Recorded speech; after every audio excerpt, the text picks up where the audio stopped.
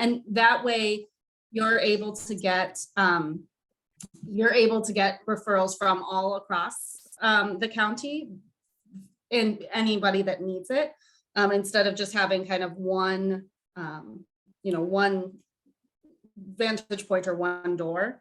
And so you would potentially be getting referrals from other areas, other agencies, and your clients. And this is something that we haven't focused on as much with Asha as we have with Sojo and Milwaukee Women's Center. But then your clients would also be able to be assessed and get into kind of the running, we call it, for any of the housing options for which they're eligible. And so I think, I don't know how familiar you are with coordinated entry. That might be kind of a good place to start. And I do think, Claire, you sent a lovely agenda, but in my head, I was like, this might be a little lofty for one meeting. I think we may need to set up, additional meetings to talk through kind of, this is what the coordinated entry process is. This is what you all want to do. And then this is how we can intersect.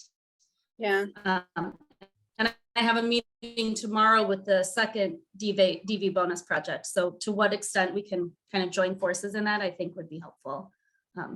So we could kind of talk through all of that. Okay. And Emily, and everyone else, let me know if you all experiencing. I'm getting some of Emily's conversation is going in and out. Are you all getting, is anybody else, Andy, or you are? Yeah, she was cutting in and out on me, at least, audio wise. Okay. Not for me. What might help you both is maybe to turn off your cameras. That will sometimes help with the cutting in and out. We won't be able to see your gorgeous faces, but Okay. I will do that. Is that better? Can you hear me more consistently now? I will see in a minute. Okay. As we Let go. me know. Okay. So I definitely want to, and maybe just use this meeting as some initial stuff and, get to see your face kind of stuff and talk about some of the different pieces, because I want to have a better understanding of the coordinated entry, what it does, what that process looks like, and have a better understanding of that process. Okay. And what each of those pieces that Emily was talking about, for example, when she said our clients would be able to be assessed and assessed for, other housing that's available. So I'm wondering if Can I just, sorry. Go ahead. Yeah, I was just wondering if you looked at or were collaborating with Julie on the COC project application that includes like the COC participation agreement. I just wanted to make sure. Do you have that, Andy? Probably somewhere. I have to look it up. It's in the paper, the Word document app. Okay. Okay, I'll take a look. Yeah, thank you. Fuck you. What? Oh, I was talking to my dog. I'm sorry. My dog. I'm so sorry. I thought I muted, and then my dog was bugging me, and I gave him a little sass. That's my apologies. the craziness of Zoom meetings, right?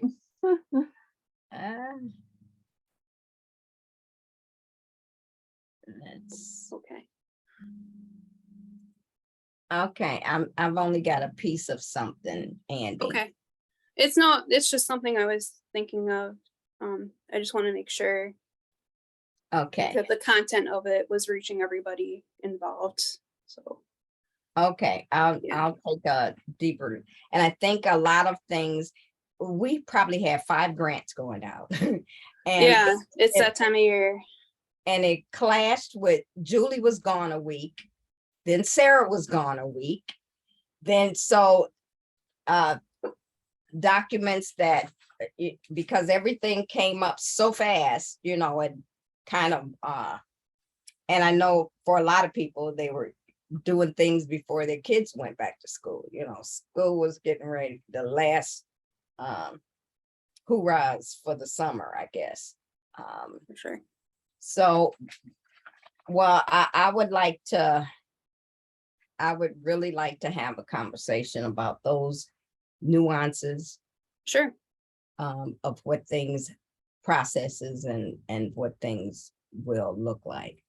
Okay. So, and how we would bring people in, Yeah. which is gonna be Emily, really important. So, right. So we could segue, Emily, do you think it would be a good time to talk about the domestic violence policy as it is now? Or did you have? I think the domestic violence policy, so that document is really around how we work within coordinated entry, how we respond to people fleeing domestic violence, and that, you know, they have priority for transfers and things like that, and that safety is of utmost importance.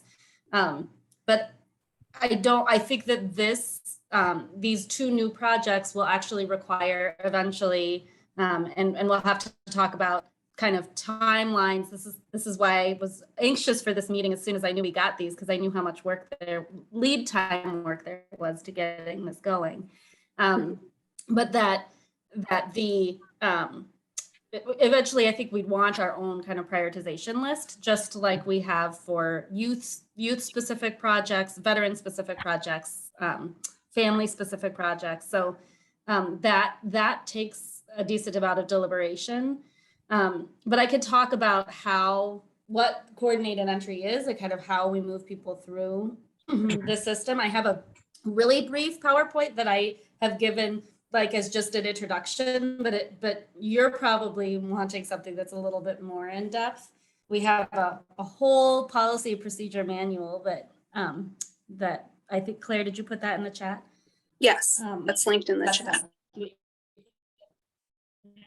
So yeah, so if you want to read through that, 100 some odd page documents of how we do our work, I think we've been, yeah.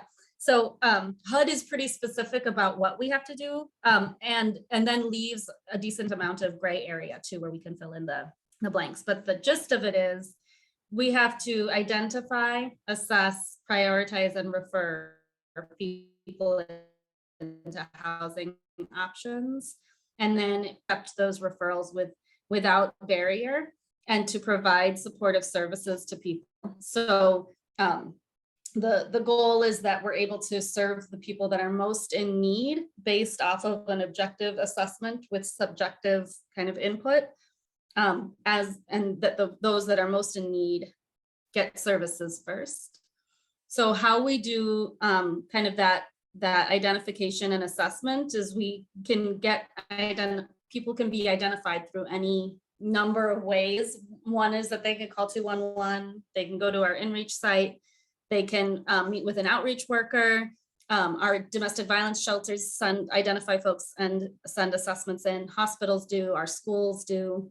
I'm trying to think, Emily, of other partnerships we have. Behavioral health. Anyway, so, lots of doors to get into this one system. Think about it as like a funnel and then coming back out, so it becomes an hourglass. That assessment tool that we're currently using is the VI SPDAT. And then we have additional questions based on population to figure out what the priority would be. So for example, for youth, between 18 and 24, we determined as a group that our priority would be people who are fleeing any kind of violence, and that the second priority would be those that are LGBTQ identified. And so we ask those questions outright in the assessment so that we can make sure that we are kind of prioritizing based on those criteria. And then once we have that, we have weekly staffings, depending on housing type, but for you, it might be weekly staffings where you can say, we can take, 5 people today. And the outreach workers and the case managers and the people that are, representing the folks behind the assessment, and you all come to the table, and we could say, so these are the folks that are, you can take 5. These are the 5 on the top of the list based on these prioritization criteria. Does anybody have any additional information about those 5? Is this what they want? Is this, is there there's also an opportunity, although rare, for someone to say, hey, we have someone that we think is more vulnerable and more in need than those 5. Can we talk about that? And we can grant an exception, generally by consensus, though in our policy, impact has the final say in who goes over. So then we send that referral over to you and facilitate the paperwork, because, making sure that the HUD paperwork is in, you have what you need for your files. And then there's a process on the other end. So once they're housed with you, if you want to staff folks, if you want to, there's an opportunity to move people on to Section 8. There's an opportunity to say, hey, we need more support. Or, you can discharge people successfully and yay, they completed the program and they're housed. So that coordinated entry manual kind of spells out that whole process. But that's the gist in just a few minutes of how coordinated entry works in general. It's a lot in just a few minutes. What I would suggest is that we could think about how you, and maybe this is how we could spend some of our time here, is how you currently receive referrals and how you were envisioning kind of bringing people on board. And then we can kind of right size our referrals from there. I think too, Emily, what might be helpful is like, it's really good to have like that overview of sort of how CE operates, but maybe to understand like the spirit and purpose of CE. And I think that is simply just that recognizing as a system that we have a lot more need than there are resources. We are trying to, as fairly and transparently as possible, prioritize those in our community who have the greatest need for the resources that we do have available in a way that's like sort of objective and open and fair. And so, like it doesn't operate like a waiting list. We're really putting people into a pool of need and matching them with our pool of resources as they become sort of available within the system. So I don't know if that's helpful to understand that. Emily. Yeah. That's all. I just wanted to state that. Go on, Emily. I'm sorry. No, I think that's great. Antonia, I would love to hear more from kind of what you guys were envisioning for how to bring people in and what your current ways are that you bring people into services and housing. Learn a little bit more about how you guys operate. We get our clients from a variety of ways and referrals. An example is we've got a 20-year-old that's been working with the U.S. attorney. She's a sex trafficking victim. That case originated as a domestic violence. And so we would receive referrals, and the case managers will work with them. Each one of our case managers, for example, has an iPad that has most of our forms on it, so they can do intakes if they're at home at 10 o'clock at night, or if they're at the grocery store, at church, which that often happens, and can do an intake, meet with people wherever they are.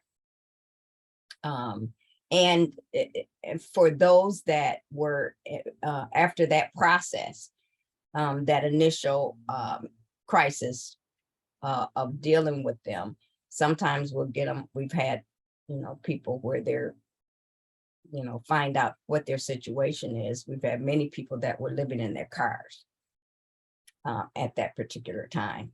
And some we only learned they were homeless and were staying in an empty house or somebody's garage. Then we would put them into housing. We would get them into a hotel, work with them to get them on their feet, if you will, to find out what it is that we're working with.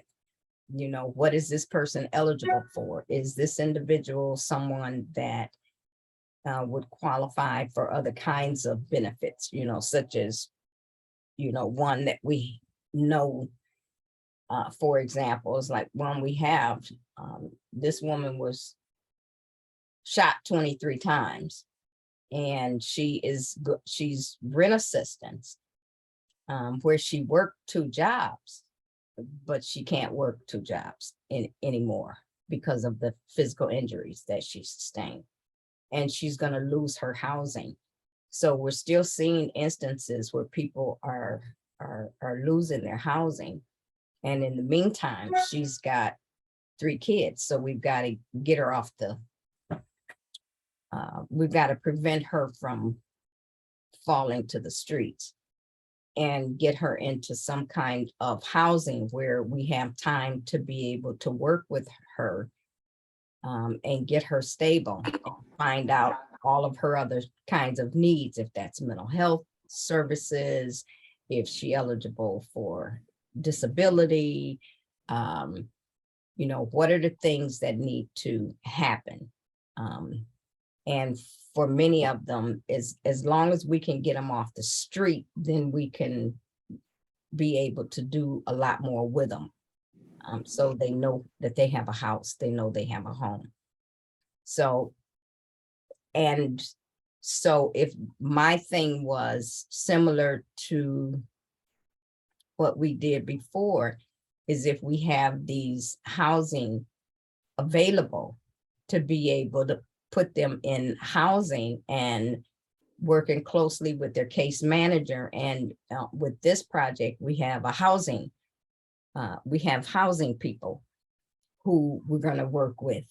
That's all they do around finding access to more permanent housing. And in this particular case, making sure that it's handicap accessible housing. So it's a variety of things. So we already know that there's going to need to be some mental health services and that.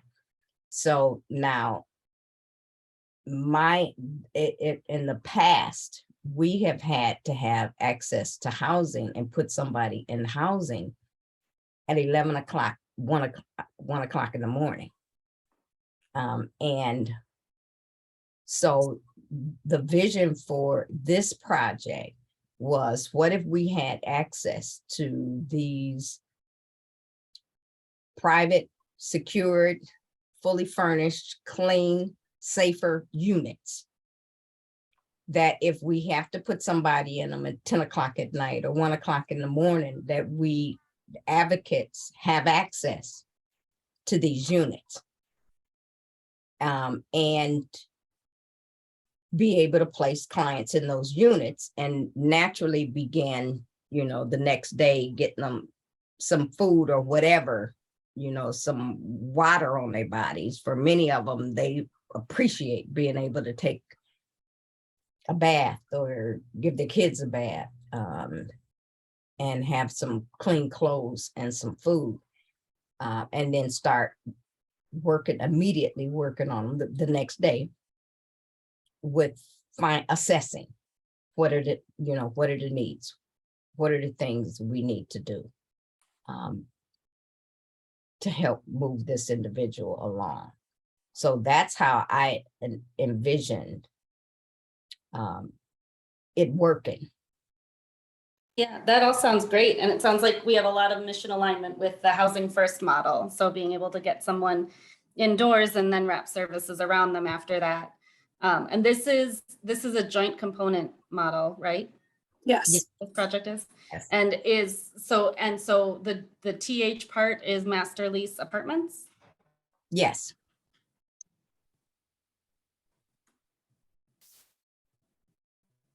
and so is Asha Project overseeing the master lease apartments?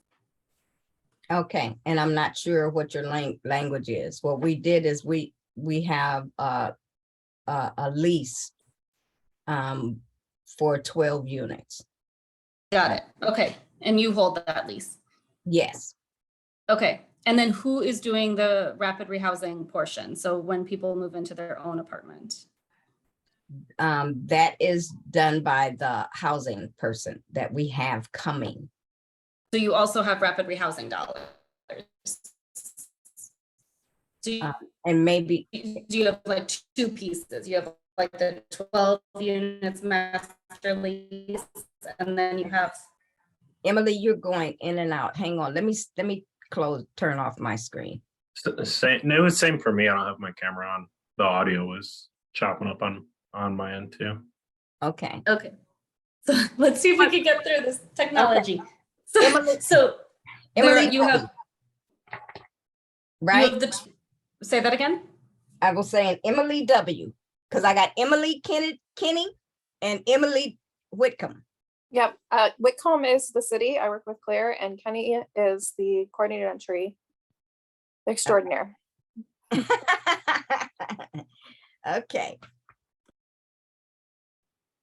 So you have 12 units that you've leased. Those are the ones that you were envisioning putting people into right away.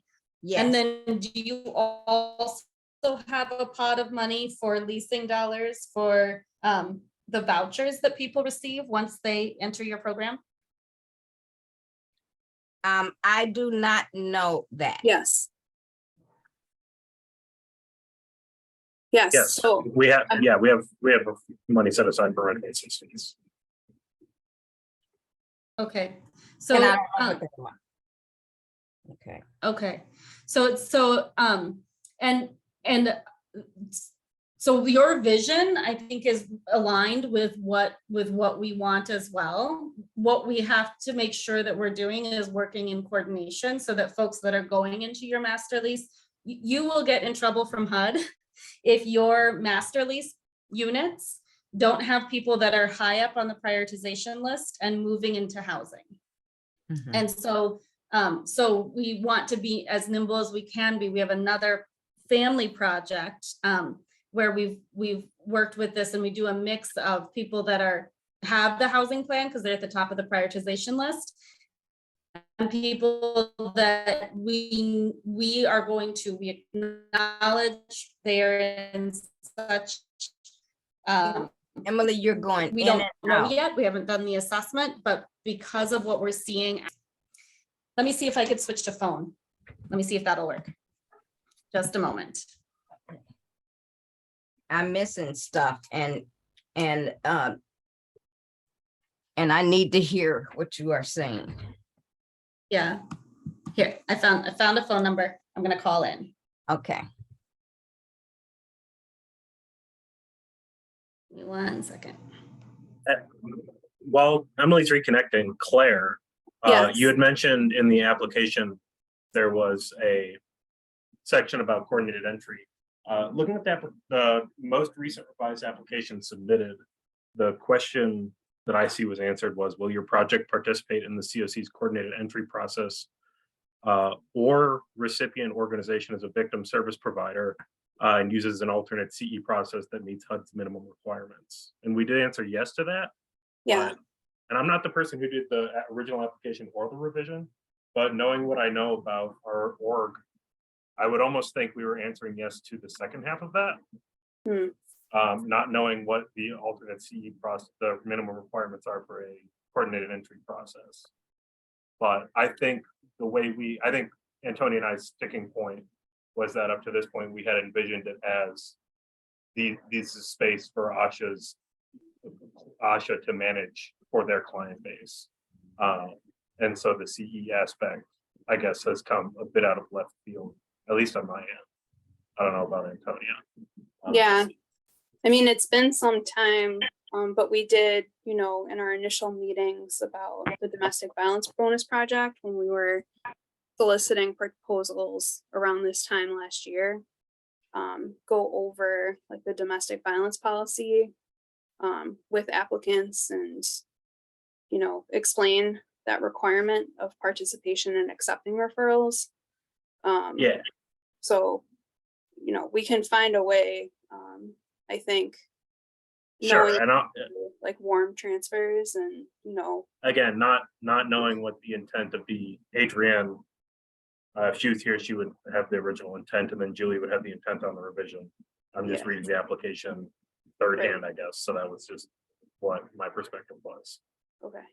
And I think one of the things that I do, like, I don't understand that part, and I want to be able to understand that part.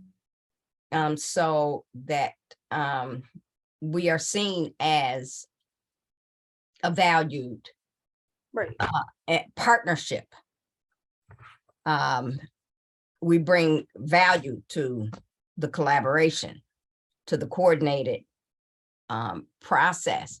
So and the part about, you know, having access to other housing,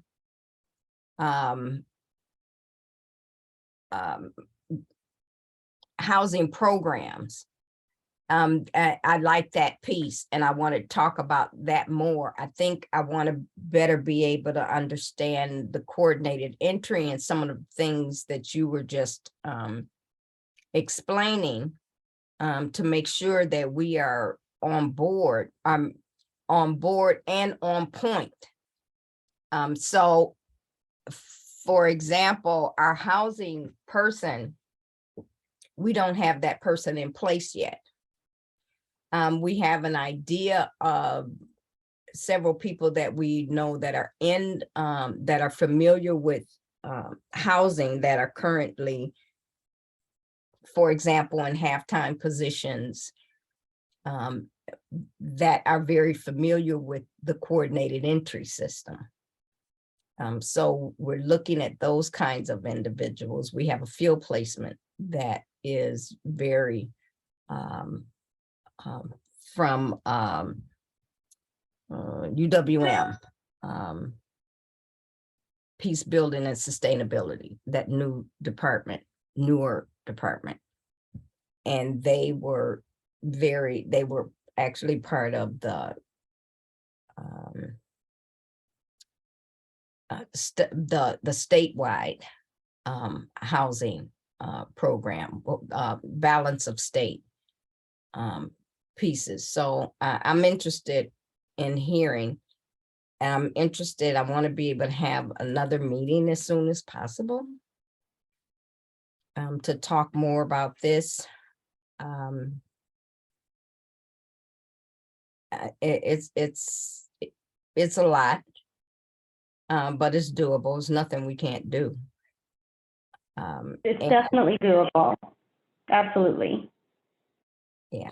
And I, what I was trying to describe is that we have, with a family project that we have that is the same type from HUD, we have kind of worked out how we make sure that we are abiding within coordinated entry, but also getting that immediate placement piece. And what that looks like is that based on our prioritization, there are folks that we know that we can refer right in because they are likely going to be prioritized on the list, and they're not going to get in trouble down the road for accepting somebody who doesn't have a housing plan into their temporary housing piece.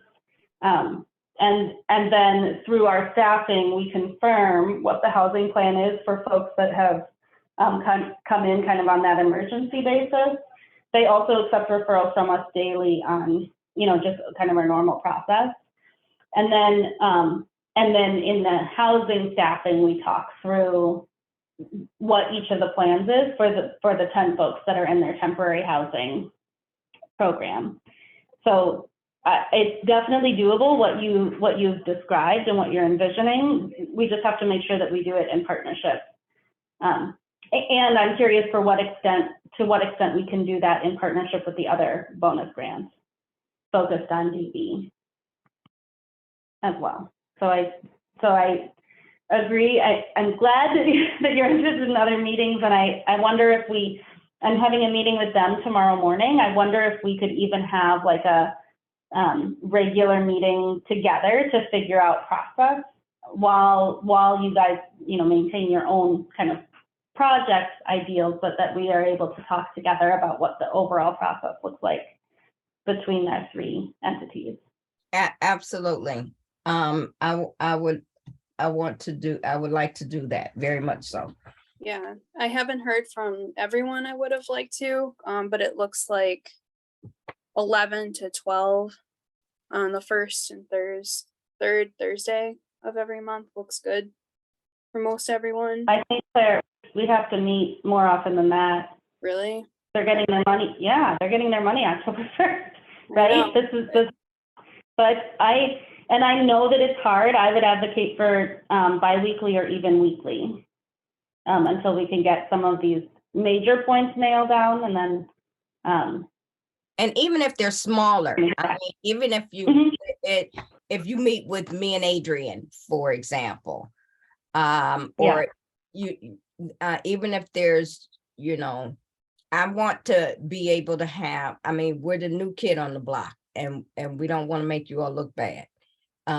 So we want to be on point. And I know now Adrian's first day is the 4th. Okay. And so we definitely want to be able to do something. So I'm even looking at, and she's gone. Actually, she will. I don't think she's available. Do you remember those dates, Claire? I don't have a date for when she starts readily available. I can check my. No, she starts on the 4th, October 4th. Okay. But she wasn't gonna be available. She was gonna not be available.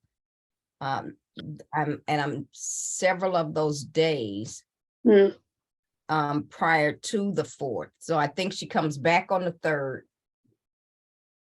And she starts on the 4th. So Yeah. I mean, I so- can happily wait for a follow-up meeting scheduling until she's available to provide her scheduling. can she do that? And then we meet with Emily. Yeah. And Emily, Yep, that sounds great. because even if you all are available to even meet on the 4th, say for example or even on the 5th.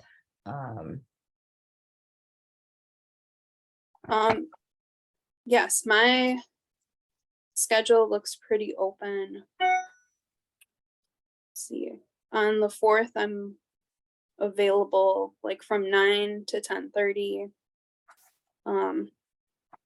or like 1:30 to 4:30. And then on the 5th, I'm available from 8:30 to 10:30 and 1 to 4:30. So How about 1 o'clock on the 5th? okay, that sounds good. I can make that work. Oh, wait, on the 5th? Yes. Yes. I can make that work. Yes, I'll have to be from my car. I'm training the police that day, but I can make that work. Okay. Okay. Thank you. You guys have really opened my eyes. Thank you. Thanks for agreeing to meet. Right. I've been very anxious to meet you. Well, this is really important. This is really important, and we are grateful to be a part of this. So thank you. Yeah, more housing for Yes, survivors. It's Mhm. exciting. we just gotta make it work. We Right. just gotta understand how it works. And Yeah. For sure. And, Okay. I'm confident we will make it work. okay. All right, thank you.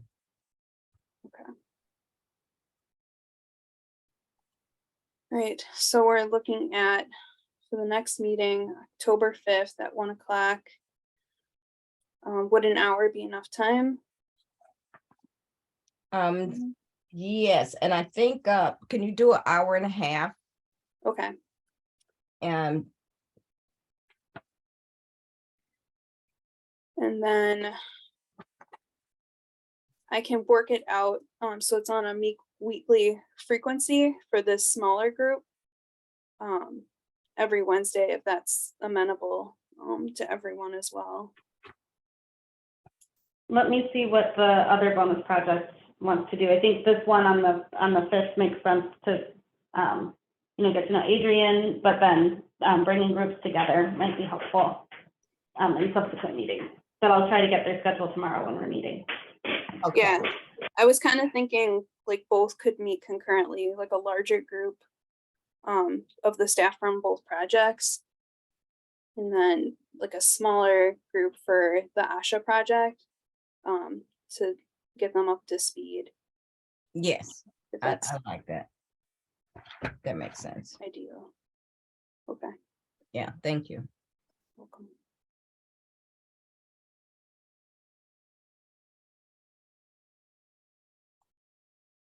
Okay.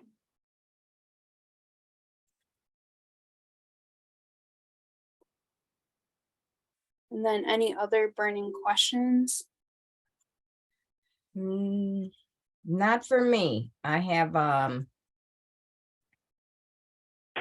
not at this time, not for me. Okay, Yeah, I think I'm okay as I'll be. Yeah. Seconded on the thank you to all of you for the help. yeah, Of course. It's been a lot to wrap heads around, but we appreciate that there's been, a lot of work done on this front already, clearly. So Right. Yeah, thanks for everything you all did to reapply and get everything uploaded into eSnaps. This year has been a pressure cooker. So Oh my God. appreciate everything. And not to mention the number of clients. Mm. Oh my God. yeah, you've had it pretty awful, Antonia. Yeah. I don't think I have any right to complain. I haven't. Yeah, I'm pretty sheltered, but Yeah. Okay. Yeah, we kind of are getting hit pretty hard. And some of the worst cases. Right. Hey, and we need safe housing, so this is awesome. okay, well, thank you guys. You have any questions, more of us?